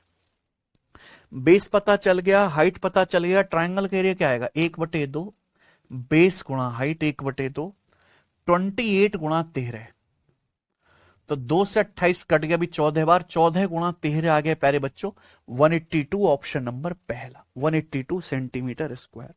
आगे चलते हैं, ये बताइएगा। अब बच्चों मैं यहां पे आपको अगले कॉन्सेप्ट बताऊंगा, ध्यान से सुनेगा सब बच्चे मेरी बात, सभी स्टूडेंट ध्यान से सुनेंगे सब बच्चे। क्लियर है? प्लीज लिसन केयरफुली जो मैं आपको बताने वाला हूं।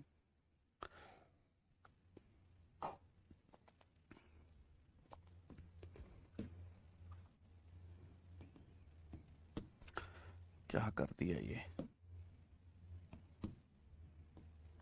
सही लिख के देता हूं इनको, फिर भी जो है टाइपिंग में गड़बड़ कर देते हैं।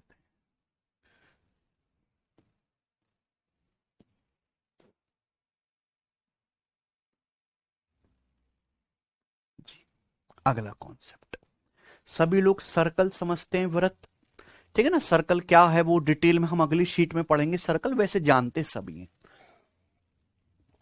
चलिए, तो सब बच्चे मेरी बात ध्यान से सुनिएगा प्यारे स्टूडेंट। मैंने आपके सामने एक स्क्वायर बना है ABCD। बच्चों ये एक स्क्वायर है, वर्ग है ABCD स्क्वायर, है ना? वर्ग ABCD जिसकी प्रत्येक भुजा की लंबाई बराबर है और प्रत्येक भुजा की लंबाई है स्मॉल a। तो हमने आपके सामने बच्चों यहां पे एक स्क्वायर बनाया है जिसकी प्रत्येक साइड की वैल्यू है small a। Each side is nothing but small a। अब इस स्क्वायर के अंदर भी सर्कल बनाया गया है इस तरीके से। इस स्क्वायर के अंदर एक सर्कल बनाया गया है ये वाला, जो स्क्वायर की चारों भुजाओं को अंदर से टच करता हुआ जा रहा है, अंदर से टच करता हुआ जा रहा है। इसे बोलते हैं हम इन सर्कल, स्क्वायर का इन सर्कल। क्या बोलते हैं प्यारे बच्चों? स्क्वायर का इन सर्कल। ठीक है ना भाई? आई ना बात समझ में? ठीक है, तो ये है बच्चों स्क्वायर का इन सर्कल। ये स्क्वायर की चारों भुजाओं को अंदर से टच करता हुआ जा रहा है इन सर्कल। ठीक है, ये इन सर्कल का सेंटर है यहां पर, और इसकी जो रेडियस है बच्चों वो स्मॉल आर है। अंदर वाले सर्कल की रेडियस को नाम दिया गया स्मॉल आर। ठीक है भाई, आप बोलोगे जी सर वेरी गुड, ऐसी बनाते रहो। ठीक बच्चों, अब इसी स्क्वायर के चारों वर्टेक्स, चारों कोनों से, चारों शीर्षों से गुजरता हुआ भी हमने एक सर्कल बनाया है, इसे हम बोलेंगे सरकम सर्कल। क्या बोलेंगे इसे? सरकम सर्कल। इस तरीके से।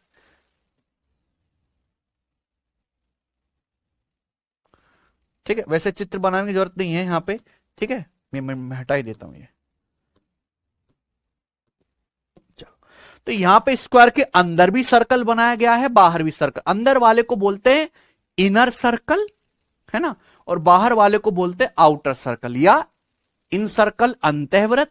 बाहर वाले को सरकम सर्कल परिव्रत। इन सर्कल अंतःव्रत, अंतःव्रत यानी कि अंदर से टच करते हुए जाना। सरकम सर्कल लिख लो हिंदी में, परिव्रत उसे कहते हैं हर कोने से गुजरते हुए जाना।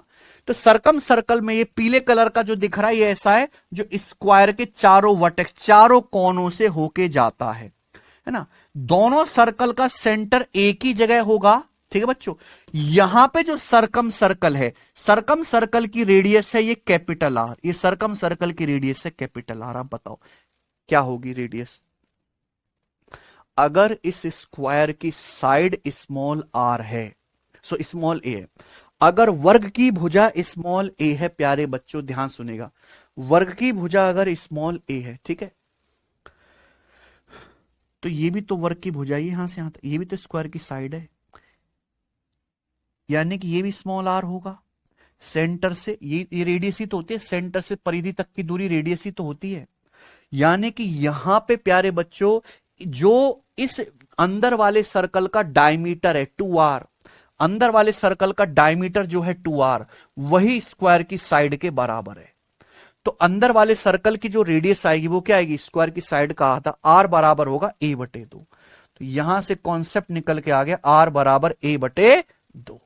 मुझे लगता है सब बच्चों को मेरी बात अच्छी तरीके से समझ में आ गई है, पॉइंट टू पॉइंट कोई दिक्कत नहीं है, ठीक है ना? ठीक है बच्चों, कैसे हुआ? क्योंकि यहां पे अंदर वाले सर्कल का जो डायगोनल होगा 2r, जो अंदर वाले सर्कल का जो व्यास होगा वो स्क्वायर की साइड के बराबर आएगा। तो यहां से स्मॉल r की वैल्यू आ गई a/2। अगला जो सरकम सर्कल है, बाहर वाला सर्कल है परिवृत्त, बाहर वाले सर्कल का रेडियस कैसे निकालेंगे? बाहर वाले सर्कल की रेडियस को कैपिटल आर माना है। तो आप ये बात जानते हैं कि जैसे भैया ये स्क्वायर है, मान लो जैसे ये स्क्वायर है, अब इसके चारों कोनों से सर्कल होके जा रहा है, चारों कोनों से, तो आपको इतनी सी बात समझनी चाहिए कि जो सर्कल का व्यास है वही इस स्क्वायर का डायगोनल है, जो सर्कल का व्यास है वही स्क्वायर का डायगोनल है। बिल्कुल हाफ हाफ हो रहा है, हाफ हाफ हो रहा है। तो जो इस सर्कल का डायमीटर है वही इस वर्ग का विकर्ण है। तो अगर मैंने सर्कल की बाहर वाले सरकम सर्कल की रेडियस कैपिटल आर मानी है, कैपिटल आर, ये भी कैपिटल आर, ये भी कैपिटल आर, तो इसका डायमीटर, ये सेंटर हो गया ओ, तो यहां आ जाएगा डायमीटर 2r। स्क्वायर की साइड अगर a है, स्क्वायर की साइड को a माना है, तो स्क्वायर का डायगोनल √2a, स्क्वायर का डायगोनल √2a बराबर कर देंगे। तो यहां से कैपिटल R बराबर आएगा √2a/2। कैपिटल R कितना आएगा? √2a/2। √2 से 2 कट जाएगा √2 बार, यानी कि a/√2, a/√2 आ गया। यानी कि स्क्वायर के अगर अंदर सर्कल है तो अंदर वाले सर्कल की रेडियस a/2, स्क्वायर के बाहर सर्कल है, बाहर वाले सर्कल की रेडियस a/√2, बाहर वाले सर्कल की रेडियस a/√2। ये पता होना चाहिए, याद होना चाहिए, ठीक है। मैंने आपको दोनों कॉन्सेप्ट समझा दिए, आप बोलोगे हां जी सर बिल्कुल सही समझा दिए। अब किसी भी वर्ग के अंदर वाले सर्कल की रेडियस और बाहर वाले सर्कल की रेडियस का रेशियो क्या होगा? स्मॉल आर से कैपिटल आर का क्या अनुपात होगा? अंदर वाले सर्कल की रेडियस a/2, बाहर वाले सरकम सर्कल की रेडियस a/√2। a से a कट जाएगा, √2 जाएगा ऊपर, √2/2, √2 से 2 कटेगा 1/√2, ये आ गया 1/√2। तो किसी भी, ये रेशियो पूछा गया है वर्ग के इनर सर्कल और सरकम सर्कल, अंतःवृत्त और परिवृत्त, अंतःवृत्त और परिवृत्त की त्रिज्या का अनुपात होता है 1:√2, 1:√2। आप बोलोगे हां जी सर। रेडियस का रेशियो आ गया, आप बोलोगे जी।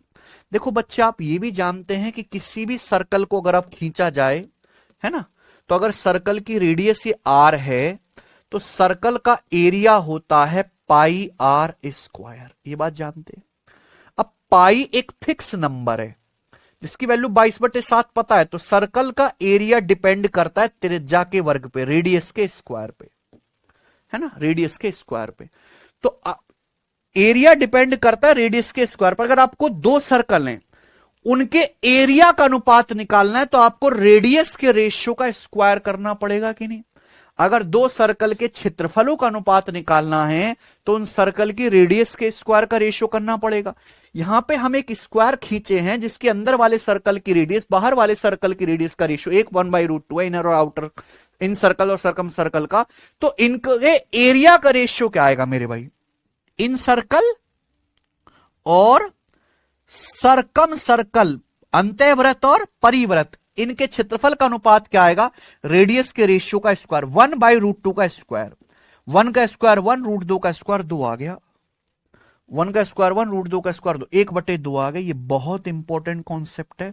यानी कि किसी वर्ग के अंदर सर्कल और बाहर चारों वर्टेक्स से, चारों शीर्षों से गुजरने वाला सर्कल, इनके एरिया का रेशियो 1:2 होगा। यानी कि पीला वाला जो एरिया होगा, पीले वाले सर्कल का, बाहर वाले सर्कल का, वो अंदर वाले सर्कल के एरिया का डबल होगा, दुगुना। या उल्टा भी कहें कि इनर सर्कल के एरिया बाहर वाले सर्कल के एरिया का आधा होगा। अब देखो पेपर में तो कई सारे सवाल बन सकते हैं। मान लीजिए पेपर में ऐसे सवाल आ जाता है कि भाई ये सर्कल है, ठीक बच्चों,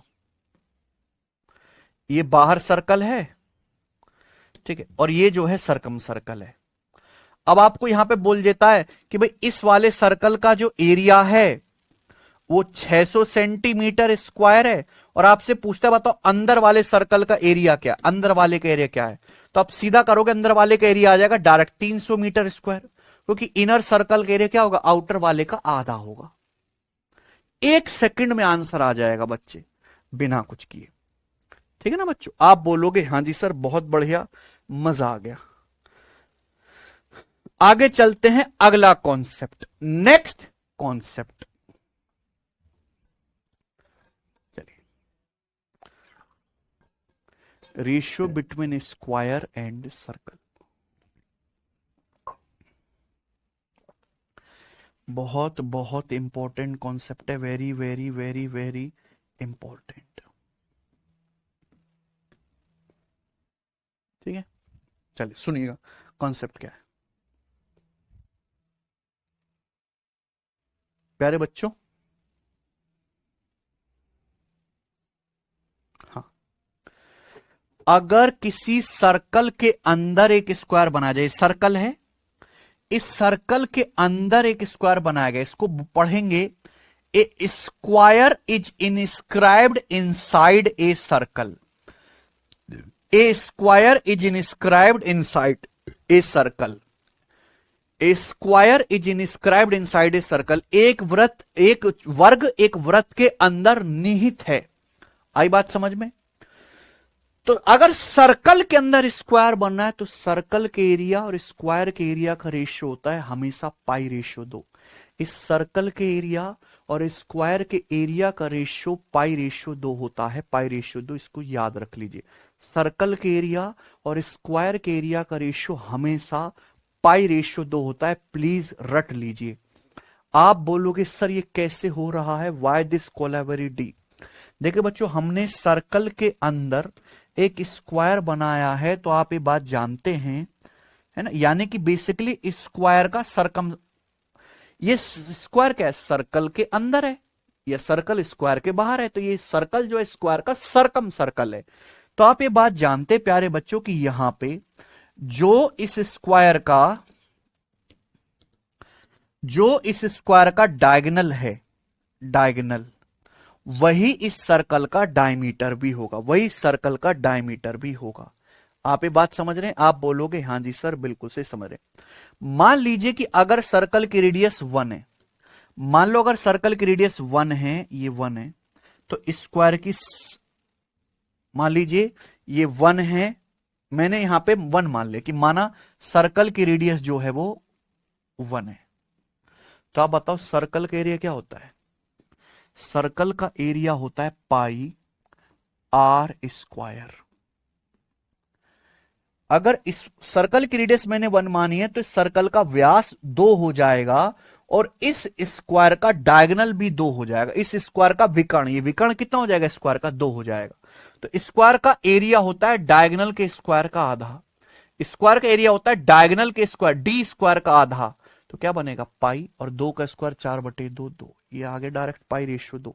तो किसी भी सर्कल के अंदर अगर एक स्क्वायर बना हुआ है तो सर्कल के एरिया और स्क्वायर के एरिया का रेशियो π/2 होता है। या इस बात को ऐसे भी लिख सकते हैं कि पाई की वैल्यू कितनी है, 22/7। पाई की वैल्यू 22/7 है, रेशियो 2। 2 से 22 कट जाएगा 11 बार, 2 से 22 कट जाएगा 11 बार, तो इसे 11/7 भी कह सकते हैं, 11/7। ये 11/7 भी होता है, लेकिन कब, इस रेशियो को 11/7 भी कह सकते हैं, लेकिन तब जब पाई का मान 22/7 लिया जाए। अगर पाई की वैल्यू 22/7 है। तो किसी भी सर्कल के अंदर बनाया जाए स्क्वायर, तो सर्कल के एरिया और स्क्वायर के एरिया का रेशियो π/2 होता है। अब अक्सर पेपर में पजल आती है मेरे दोस्तों, यहां पे पजल वगैरह आती हैं। आप कहोगे सर कैसे? सर्कल के अंदर, ये सर्कल है बेटा, सर्कल के अंदर स्क्वायर, फिर उसके अंदर सर्कल, फिर उसके अंदर स्क्वायर, फिर उसके अंदर सर्कल, फिर उसके अंदर स्क्वायर, फिर उसके अंदर सर्कल, फिर उसके अंदर स्क्वायर, ऐसे चलता रहता है मेरे भाई। तो इनके एरिया का रेशियो क्या होगा? ठीक है, कोई भी वैल्यू देके कुछ भी वैल्यू पूछ लेता है, मान लीजिए प्यारे दोस्तों, कुछ भी देके आपसे कुछ भी पूछ सकता है। मान लीजिए आपको इस बाहर वाले ये इस सर्कल और इस अंदर वाले स्क्वायर के एरिया का रेशियो पूछ लिया जाए, समझ गए ना? बाहर वाले सर्कल और अंदर वाले स्क्वायर का एरिया का रेशियो पूछ लिया जाए, आप तो घबरा जाओगे, फड़फड़ाने लगोगे, रोने लगोगे। लेकिन बहुत आसान होगी आप ये रिडल, ध्यान से सुनिएगा। एक सर्कल के अंदर स्क्वायर, फिर उस स्क्वायर के अंदर सर्कल, फिर उसके अंदर स्क्वायर, फिर उस स्क्वायर के अंदर सर्कल, फिर उसके अंदर स्क्वायर, फिर उसके अंदर सर्कल, फिर उसके अंदर स्क्वायर, ऐसे चल रहा है। सर्कल के अंदर स्क्वायर, फिर उसके अंदर सर्कल, फिर स्क्वायर, फिर स्क्वायर, फिर सर्कल, ऐसे चलता जा रहा है। ठीक बच्चों, तो प्यारे भाई यहां पे दो कॉन्सेप्ट लग रहे हैं। अगर किसी सर्कल के अंदर स्क्वायर है, सर्कल के अंदर स्क्वायर है ना, तो एरिया का रेशियो होगा π/2, एरिया का रेशियो π/2 होगा, है ना, सर्कल का और स्क्वायर का। अब आप बताइए प्यारे बच्चों, ध्यान से सुनिएगा, जैसे ये सर्कल है, सर्कल के अंदर हमने स्क्वायर, ये सर्कल है, सर्कल के अंदर हमने स्क्वायर खींचा, फिर इसके अंदर एक और सर्कल खींचा, एक और सर्कल, और इसके अंदर फिर से स्क्वायर खींचेंगे, तो ये जो स्क्वायर होगा ये ओरिजिनल वाले के चारे भुजाओं के मिड पॉइंट से भी बन सकता है, ना? तो अंदर वाले स्क्वायर का एरिया ओरिजिनल का आधा होगा। अगर आप स्क्वायर के अंदर भी स्क्वायर खींच रहे हैं इस तरीके से, और ये हो गया सर्कल, तो अंदर वाले स्क्वायर का एरिया ओरिजिनल वाले का आधा हो जाएगा कि नहीं? अंदर वाले स्क्वायर का एरिया जो है ओरिजिनल का आधा हो जाएगा प्यारे दोस्तों।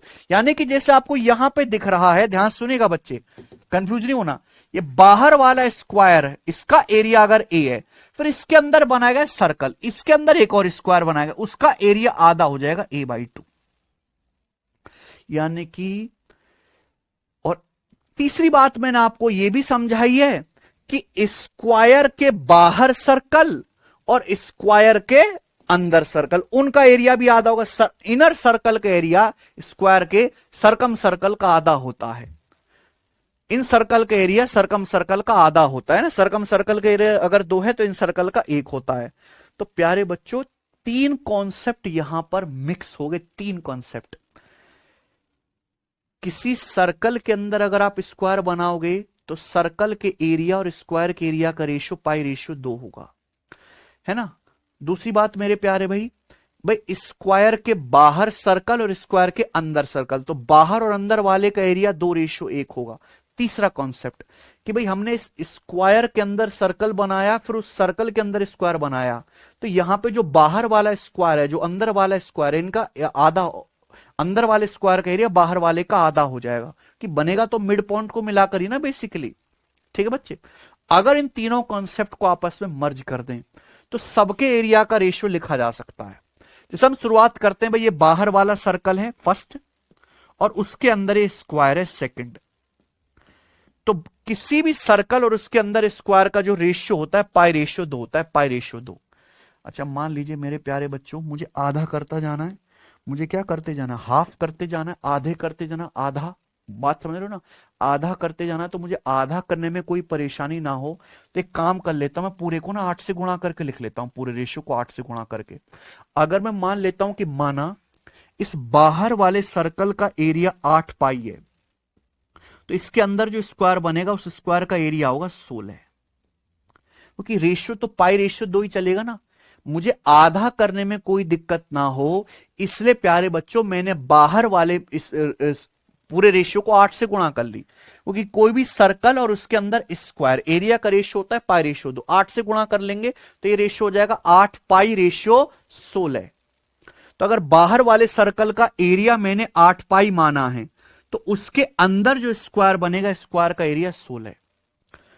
तो आप बताओ, फिर उसके अंदर फिर से मेरे दोस्तों सर्कल बनेगा, फिर उसके अंदर फिर से स्क्वायर बनेगा, फिर उसके अंदर फिर से सर्कल बनेगा, फिर स्क्वायर बनेगा, फिर सर्कल बनेगा, फिर स्क्वायर बनेगा, ऐसे ही चलता जाएगा।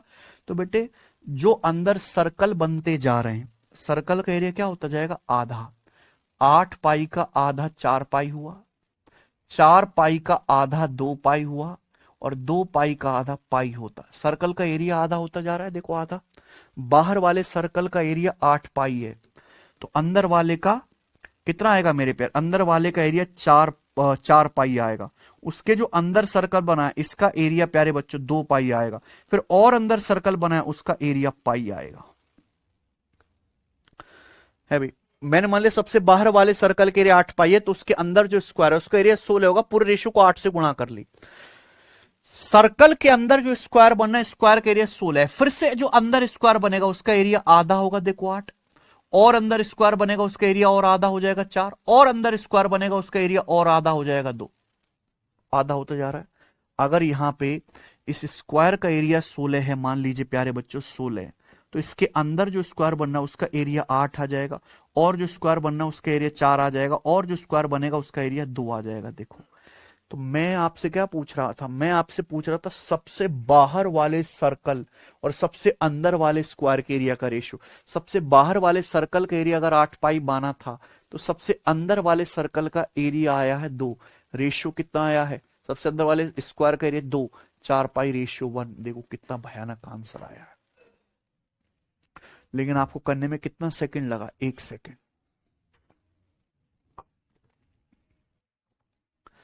तो आप देख रहे हैं सर्कल का एरिया आधा होता जा रहा, 8 पाई 4 पाई 2 पाई पाई। कोई भी सर्कल और उसके अंदर स्क्वायर फिट किया जाए, रेशियो होना चाहिए सर्कल स्क्वायर का पाई रेशियो 2।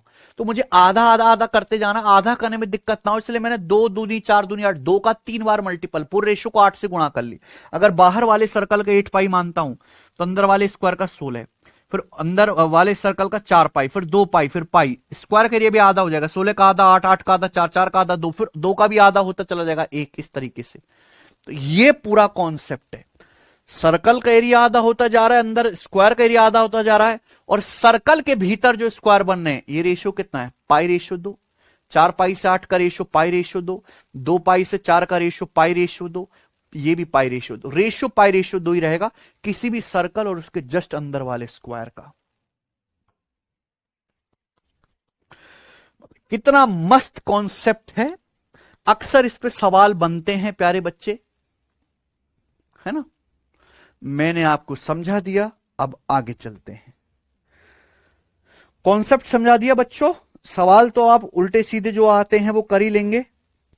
नेक्स्ट सवाल नंबर है 18, ये बताओ, बिल्कुल बेसिक क्वेश्चन। उस वर्ग का क्षेत्रफल बताओ, उस स्क्वायर का एरिया क्या है जिसके वर्टेक्स 5 सेंटीमीटर रेडियस वाले सर्कल पर स्थित है। उस स्क्वायर का एरिया बताइए जिस स्क्वायर के वर्टेक्स, जिस वर्ग के शीर्ष 5 सेंटीमीटर त्रिज्या वाले वृत्त पर हैं। What the area of square whose vertex, square के जो चारों वर्टेक्स हैं, ये वर्टेक्स ही तो होते हैं, शीर्ष चारों कौन है, वो 5 सेंटीमीटर रेडियस के सर्कल पे। तो इस स्क्वायर का एरिया क्या आएगा, आप जानते हैं कि अगर स्क्वायर की, इस सर्कल की रेडियस 5 है, अगर सर्कल की रेडियस 5 है, तो यहां पे सर्कल का डायमीटर होगा 10। तो स्क्वायर का एरिया क्या आएगा, स्क्वायर का एरिया आ जाएगा मेरे प्यारे भी डायगोनल का, डायगोनल डी स्क्वायर का आधा, 10 स्क्वायर का आधा 50। Simple concept.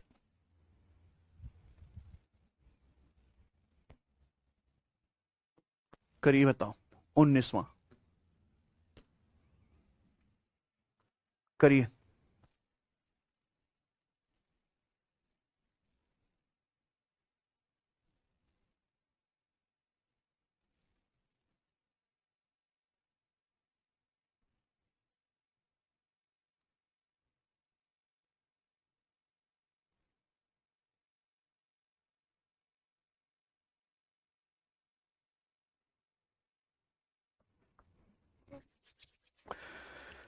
अठारह मीटर साइड वाले किसी स्क्वायर में खींचे जा सकने वाले सबसे बड़े स्क्वायर का एरिया क्या होगा, इसके सबसे बड़े सर्कल का एरिया क्या होगा? बहुत बेसिक सवाल है भाई। एक स्क्वायर है जिसकी भुजा 18 मीटर है, इसके अंदर हम जो सबसे बड़ा सर्कल खींच सकते हैं, the area of biggest circle that could be drawn in A square of side 18 unit, इसके अंदर हम जो सबसे बड़ा सर्कल खींचेंगे वो ये होगा जो स्क्वायर की चारों भुजाओं का अंदर से टच करता हो जाए, और इस सर्कल की जो रेडियस होगी वो स्क्वायर की साइड का आधा होगी 9, क्योंकि भैया इस सर्कल का डायमीटर 18 होगा, रेडियस 9 हो जाएगी, तो सर्कल का एरिया हो जाएगा, आपको पता है सर्कल का area pi r square, radius 9 होगी, पाई 9 का स्क्वायर 81 पाई। नेक्स्ट ही बताइए जल्दी से।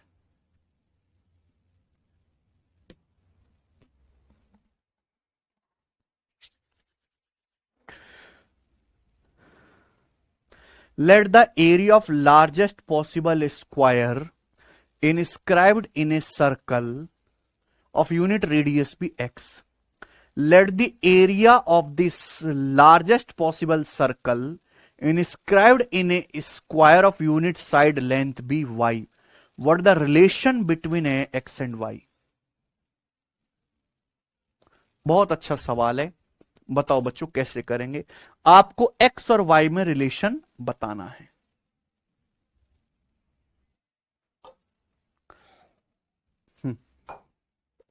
देखिए,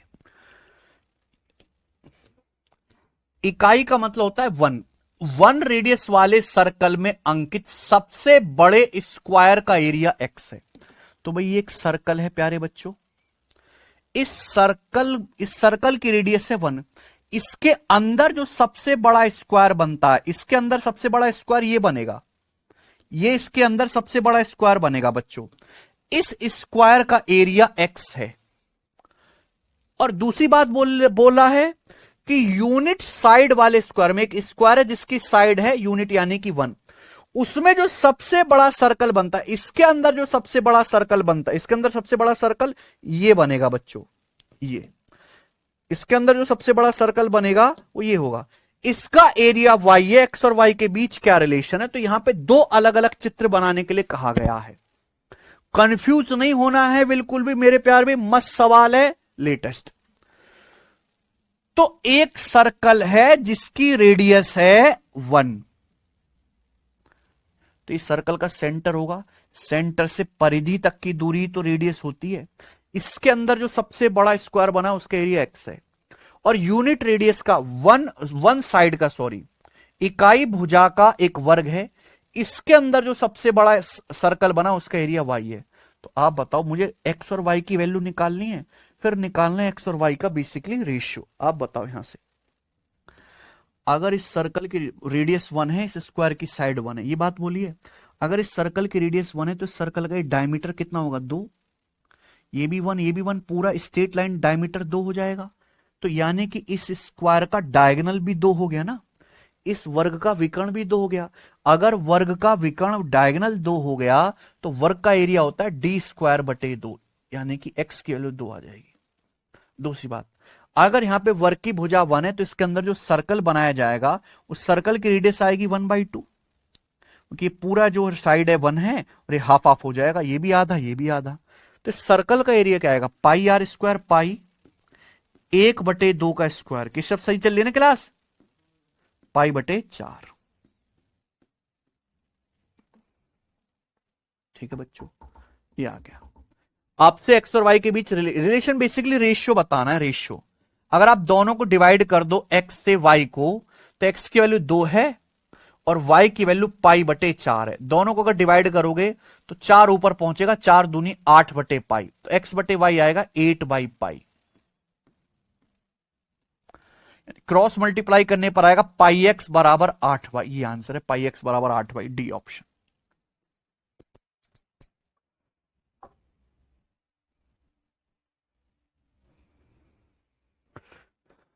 ठीक है,